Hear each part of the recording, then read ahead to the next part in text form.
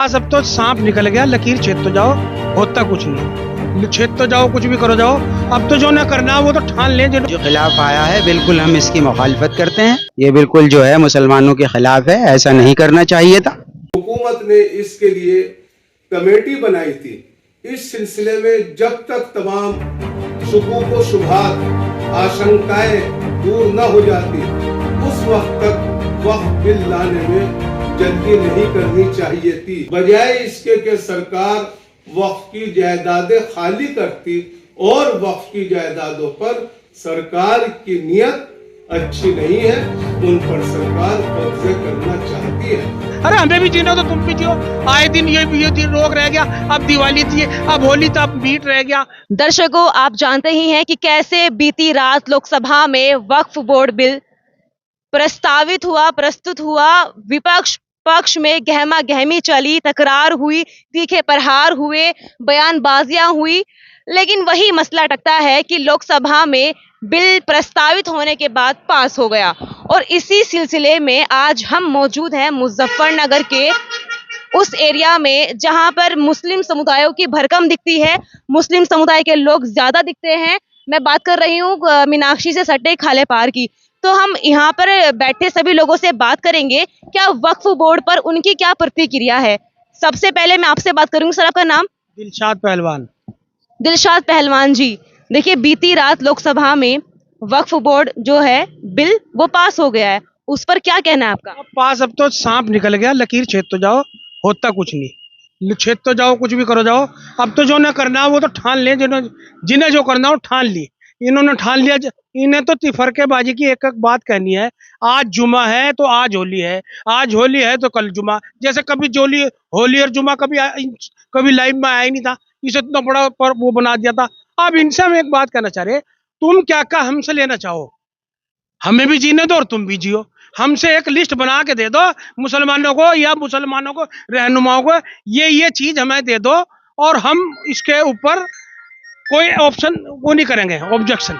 और जो चीज चाहिए हमसे ले लो और हमें भी जीने दो और आप भी जियो। और भी लोग यहाँ मौजूद है। Tension tension. अरे हमें भी जीना तो तुम भी जियो। आए दिन ये दिन रोग रह गया, अब दिवाली थी, अब होली था, अब मीट रह गया, अब फला चीज थी, अब वो रह गया।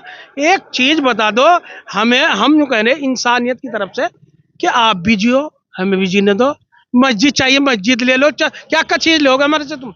अच्छा, ये औरंगजेब को छीन ले। औरंगजेब हमारा कोई वो था, कोई हमारे तो हुजूर पाक सल्लल्लाहु अलैहि वसल्लम से बड़ी ताकत न उनके दो जहां के मालिक में है। वो औरंगजेब होता है कौन? वो तो राजपूत था, उनका जिनका मामला था उनका था। काफी नाराजगी इनके लफ्जों में जाहिर होती दिखी। अभी एक शख्स और मौजूद है, आपका नाम? मेरा नाम फैजान अंसारी। फैजान अंसारी जी, क्या कहना है वक्फ बोर्ड पर आपका? बस ये है कि सरकार है, अपना कुछ भी कर लो, कुछ भी कर सके। इनके सत्ता में है, चाहे कुछ ऐसा हो, कुछ भी कैंसिल कर लो, बढ़ा लो, कुछ भी कर लो, उन्हीं की चल रही इस टाइम तो मर्जी। पता है कुछ वक्फ बोर्ड के बारे में कि क्या क्या बस है कि गरीबों को मिल जाए तो यादें बढ़िया करो, क्या कुछ सरकार करो, ऐसा भी कुछ कहने में आ रहा कि सरकार सही कर रही, गरीबों को लिए को हो रहा तो अच्छा भी हो रहा। अगर ये पक्ष लगातार कह रहा है कि गरीबों पर अब जो जमीन बहुत दिन से कब्जे में थी वो अब खुलकर सामने आएगी, उस पे सभी का अधिकार होगा। ऐसा अगर ये हो जाए तो अच्छी बात है। अगर ये बिल्कुल। और भी लोग मौजूद है यहाँ पे। सर आपका नाम? अच्छा, रिजवान जी, क्या प्रतिक्रिया है आपकी वक्फ बोर्ड पर? सही हो रहा है, गलत हो रहा है? प्रतिक्रिया ये है कि ज्यादती हो रही है मुसलमानों के साथ में। इनको हिंदू मुसलमानों को लड़ाया जा रहा है राजनीति के लिए, सिर्फ कि भाजपा सत्ता में कैसे आए। इसके अलावा कुछ नहीं है। ना हिंदू भी मुसलमान से लड़ रहा, ना मुसलमान हिंदू से लड़ रहा, सब भाई भाई है। अल्पसंख्यक किरण रिजिजू जी का कहना है कि वक्फ बोर्ड अब सुधार लेकर आएगा, गरीबों के काम आएगा। अब देखो लिखा पढ़ी वहाँ क्या होगा उसके बारे में पता नहीं, क्या लिखा है क्या नहीं है, उसको पढ़ने के बाद पता लगेगा, हमें उसकी क्या नॉलेज है। हाँ ठीक है। और भी युवा मौजूद है। ये तो औरंगजेब की बात लाते हैं, ये औरंगजेब और ये सारे जो राजपूत हैं, अब उसमें यही रिश्तेदार हैं। मुसलमान तो कोई यहाँ पे जो लोकल है वो औरंगजेब का रिश्तेदार ही नहीं है, अल्लाह के नबी को मानने वाला है वो तो जी। जितने राजपूत है हिंदुस्तान में वही रिश्तेदार हैं उनके, और कुछ नहीं, भाई यही बात है। और भी यहाँ पर बुजुर्ग लोग मौजूद हैं, हम इनसे बात करते हैं कि क्या कहना है आपका। आपका क्या कहना है वक्फ बोर्ड को लेकर? मेरा नाम शहजाद सिद्दीकी है। शहजाद सिद्दीकी जी, बताइए। मैं ये जो है ना वक्फ बोर्ड बिल जो ला रहे हैं, ये एक प्लानिंग के तहत मुसलमान को बर्बाद करने की साजिश है इनकी। मुसलमान को बर्बाद करने की साजिश है और इनके पास कोई मुद्दा तो रहा नहीं। बीजेपी के पास हिंदू मुस्लिम यही काम करा के ये देश का एक बंटवारा कराना चाह रहे हैं और हिंदू मुस्लिम को लड़ाना चाह रहे हैं, लेकिन हिंदू मुसलमान दोनों देश में मिलकर रहते चले आए। लेकिन पक्ष का कहना है कि इसमें सुधार हुआ है तो अब सबको बराबरी की हिस्सेदारी मिलेगी। नहीं, सुधार कर दें, अच्छी बात है, सुधार कर दें। मुसलमान भी यही चाहता है इसके अंदर सुधार हो जावे, अच्छी बात है, सुधार कर दें। और भी लोग मौजूद हैं यहाँ पे, क्या कहना है आपका वक्फ बोर्ड को लेकर? जो वक्फ बोर्ड के साथ जो ज्यादती हुई है और बिल पास किया गया, ये हर धर्मी का बिल है। नतीज साहब ने पूरा भरोसा दिया था कि हम ये बिल पास नहीं होने देने के और हम आपके समर्थन में रहेंगे। और अपोजिट जो पार्टियां हैं उन्होंने भी कोशिश की, लेकिन जो चंद आदमी बीजेपी के मुस्लिम विरोधी हैं उन लोगों ने इसे जो है बिल को पास कराने की ठान ली थी। और जब ये मुस्लिम विरोधी लोग मुस्लिम के खिलाफ कोई बिल पास करना चाहते हैं, करवाना चाहते हैं, तो उनका तो हुकूमत है, उनको सबको दबा लेते हैं। जजों को उन्होंने दबा लिया। एक जब से ये आए हैं यहाँ पे कोई कानून है, लाकानूनियत हो गई। और लाकानूनियत होने के बावजूद क्या क्या हुआ, मस्जिदों में नमाज मत पढ़ो, है जी, कोरोना आया तो मस्जिदों में नमाज मत पढ़ो, इबादत नहीं करेंगे तो देश कैसे संभलेगा। आपका नाम क्या है पहले? मोहम्मद शाबाद खान। शाबाद खान जी, किस तरह देखते हैं आप वक्फ बोर्ड बिल जो पास कर दिया गया है लोकसभा में? वक्फ बोर्ड क्या होता है? वक्फ बोर्ड जिस टाइम पे हम सुनते थे, अभी हम इतना तो जानते नहीं, लेकिन वक्फ बोर्ड तो मसीहा होता था गरीबों का। लेकिन आजकल क्या हो रहा है वक्फ बोर्ड को लेके? क्या हो रहा है, लोग बाग अपनी जमीनें बना रहे हैं, उन पे मकान बना रहे हैं, गरीबों को क्या मिल रहा है? वक्फ बोर्ड में पढ़ने वाले संस्था चलती थी स्कूलों की, वक्फ बोर्ड की। अब एक संस्था दिखाई आप मुझे वक्फ बोर्ड पे लिखी हुई कि गरीब जिसमें पढ़ रहा है कामयाब हो रहा है। ऐसा कुछ ही नहीं हो रहा है।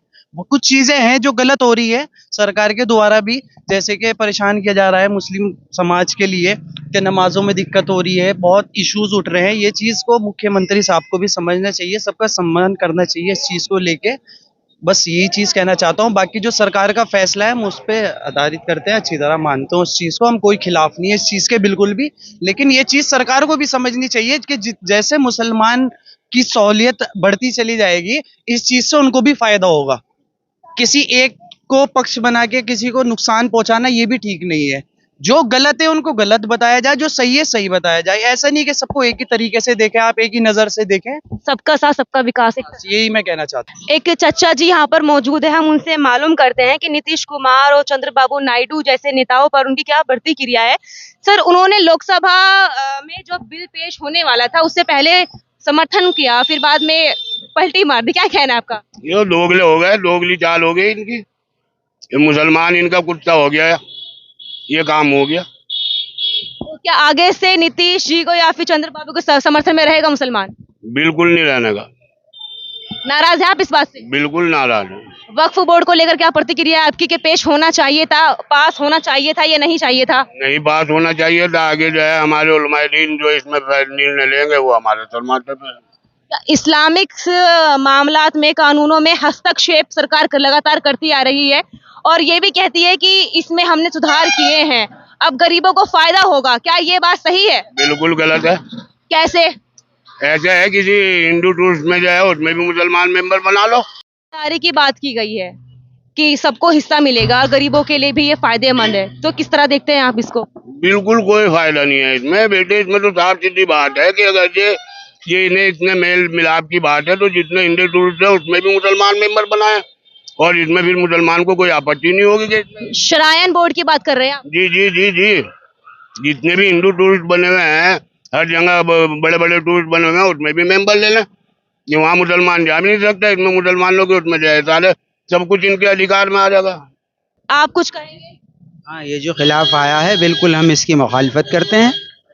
ये बिल्कुल जो है मुसलमानों के खिलाफ है, ऐसा नहीं करना चाहिए था। देखिए, ये थे वे खाले पार के मुस्लिम समुदाय के लोग जिनमें वक्फ बोर्ड बिल को लेकर नाराजगी, आपत्ति और कहीं ना कहीं क्रोध नजर आया। एक बुजुर्ग ने तो ये तक कह दिया कि नीतीश कुमार जैसे नेता ने ऐन मौके पे आकर पलटी मार दी। अगर शायद लोकसभा में बिल पेश होने से पहले वो समर्थन करते और साथ खड़े रहते तो लोकसभा में ये बिल पास नहीं हो पाता। अलग अलग लोगों की अलग अलग प्रतिक्रियाएं थी, सभी में रोष दिखाई पड़ा। बाकी अब हम बात करते हैं मुजफ्फरनगर के वरिष्ठ धर्म गुरु जुल्फकार जी से। क्या इनकी इस पर राय है, क्या वक्फ बोर्ड बिल को लेकर उनका क्या कहना है, तो आइए मुलाकात करते हैं हम उनसे। क्रिया प्रतिक्रिया अभी तक जारी है वक्फ बोर्ड पर प्रक्रिया।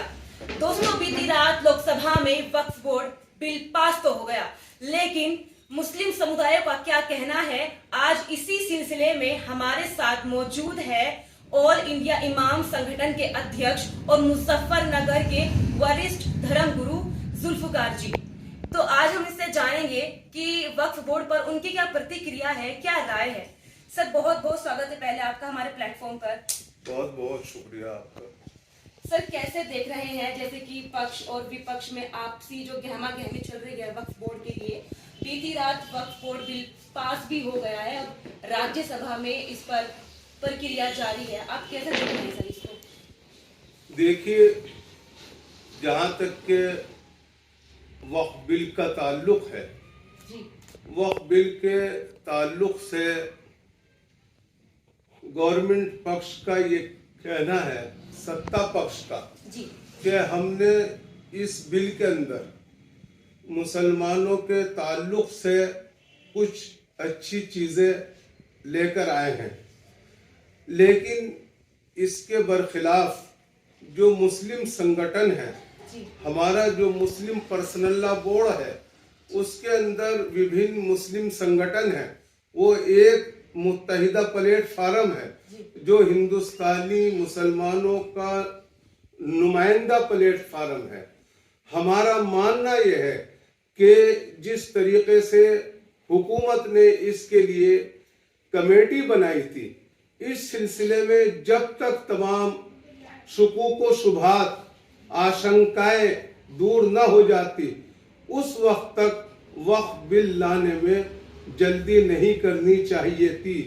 पहले हिंदुस्तानी मुसलमानों की तंजीमों के जितने नुमाइंदे हैं, जो चीज़ें उन्होंने शंकाएं जाहिर की थी, उन्हें सुना गया, लेकिन उन्हें वक्फ बिल के अंदर दूर करने की कोशिश नहीं की गई है, जिसकी वजह से आज जो मुस्लिम तंजीमें हैं, चाहे वो जमीयतुल उलमा हिंद है, चाहे दारुल देवबंद है, चाहे विभिन्न मुस्लिम तंजीमें और संगठन जो हैं, वो उन आशंकाओं के मद्देनजर वक्फ बिल का विरोध कर रही हैं।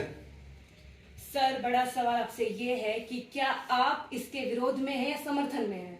देखिए, जहां तक हुकूमत का कहना यह है कि हमने बिल के अंदर कुछ मुसलमानों को और मुस्लिम पसमानदा को जगह देने की कोशिश की है, मेरा हुकूमत से कहना यह है कि वक्फ बिल के अंदर उन्होंने ये बात लिखी है कि मुस्लिम पसमानदा यानी पिछड़े मुसलमानों के वर्ग से वो वक्फ के अंदर नुमाइंदगी देंगे, या ये सिर्फ मुसलमानों के अंदर दो तबके पैदा करने की कोशिश की जा रही है, आला तबका और निचला तबका। हालांकि इस्लाम के अंदर इन तबकों की कोई गुंजाइश नहीं है। जो बिल है वो अगर हम अभी लोकसभा के अंदर पेश हुआ है, राज्यसभा के अंदर जो बहस जारी है और उसके ऊपर दोनों तरफ से जोरदार बहस चल रही है। संख्या बल के आधार पर हमें ऐसा लगता है कि जैसे लोकसभा में पास करा लिया गया है, इसी तरीके से राज्यसभा में भी पास करा लिया जाएगा। जब यह कानून बन जाएगा, हम उस कानून को पढ़ने के बाद जब उसके अंदर हम देख लेंगे कि क्या चीजें सही हैं और क्या चीजें गलत हैं, कानून बनने के बाद उसी वक्त हम अपनी सही प्रतिक्रिया दे सकते हैं। सर, ये पक्ष वाले ये कह रहे हैं कि इसमें जो गरीबों को अब फायदा होगा, संपत्तियां अब तक इस पे दावा ठोकते आए हैं कि ज़मीनें हमारी हैं, सिर्फ ऐलान कर देने से ही ज़मीनें हमारी हैं, लेकिन कहीं ना कहीं ये कह रहे हैं कि जो मुस्लिम पसमानदा जो गरीब है उनको इसमें फ़ायदा होगा। इस पे क्या कहना है आपका? नहीं, मेरा कहना यह है कि जो ये कहना है कि पसमानदा को फायदा होगा, जबानी कहने से किसी को कोई फायदा नहीं होता। आया बिल के अंदर भी कोई धारा ऐसी है कि जिस धारा के अंदर ये बात कही गई हो कि इससे पसमानदा मुसलमानों को फायदा होगा? अगर ऐसी धारा बिल के अंदर है तो हम उसका स्वागत करेंगे, लेकिन ये सिर्फ अगर जो है वो सिर्फ बहस के लिए, जबानी जमा खर्च के लिए या राजनीति करने के लिए पसमानदा मुसलमानों के नाम पर राजनीति की जा रही हो तो हम बिल्कुल इसका समर्थन नहीं करेंगे। हम उस सूरत के अंदर जो है वो ये देखेंगे कि बिल के अंदर क्या चीज अच्छी है और क्या चीज खराब है। देखिए, जहां तक कि इस बात का ताल्लुक है, औकाफ की जो जायदादें थी वो बहुत बड़ी तादाद में आज गवर्नमेंट ये कह रही है कि वक्फ ने कब्जा रखी, बल्कि वक्फ की जायदादें सरकार के कब्जे में है। बजाय इसके कि सरकार वक्फ की जायदादें खाली करती और वक्फ की जायदादों पर सरकार की नियत अच्छी नहीं है, उन पर सरकार कब्जे करना चाहती है। और मैं समझता हूँ इस मकसद से इसके अंदर, इस बिल के अंदर जो सबसे ज्यादा मुसलमानों को आशंका है और मुस्लिम तंजीमें जो इसकी मुखालफत कर रही है उसमें ये चीज भी शामिल है। सर, जिस तरह से CAA जब लागू होने ही वाला था तब विपक्ष ने बहुत इस पर गहमा-गहमी जताई, बहुत विरोध जताया, लेकिन वो पास हो गया और टाइमिंग इशू का भी कि भाई चुनाव आने वाले हैं, तो इस तरह से अगर ये पास हो जाता है तो क्या उसमें क्या सुधार करेंगे आप, या फिर सुनने में आया है कि मुस्लिम पक्ष वाले कोर्ट में चुनौती देंगे, इस बात में क्या कहना है? देखिए, मुस्लिम पर्सनल लॉ बोर्ड अभी अपनी मीटिंग करेगा और सारे मुस्लिम संगठन बैठ के सर जोड़कर इस पर मंथन करेंगे और उसके बाद जो राय भी तय होगी कि वो जन आंदोलन करें या कोर्ट में जाएं, सुप्रीम कोर्ट में जाएं, जो भी होगा वो अभी उसमें टाइम लगेगा और जो भी उनका ऐलान आएगा उसके बाद ही कोई रणनीति तय की जाएगी। तो ये थे हमारे साथ मुजफ्फरनगर के वरिष्ठ धर्मगुरु मुफ्ती जुल्फिकार जी। आगे देखते रहिए हमारे साथ शाह।